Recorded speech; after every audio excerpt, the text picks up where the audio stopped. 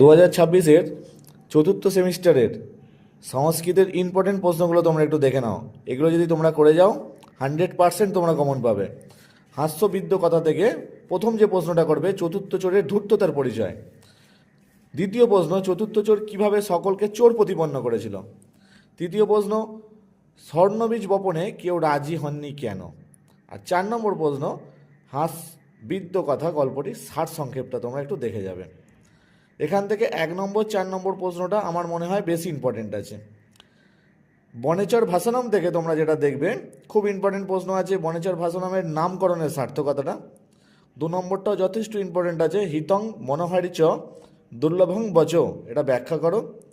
3 নম্বর প্রশ্নটা তোমরা একটু দেখে রাখবে, বনেচর ভাষানামের সারাংশটাও নিজের ভাষায় দেখে রাখবে, অথবা ওই প্রশ্নটা ঘুরিয়ে আসতে পারে, যুধিষ্ঠিরের প্রতি বনেচরের বক্তব্যের সংক্ষিপ্ত সার। বাকি লেসনের ইম্পর্টেন্ট প্রশ্নগুলো পেতে তোমরা এই চ্যানেলের পাশে থাকো, সাবস্ক্রাইব করে দাও।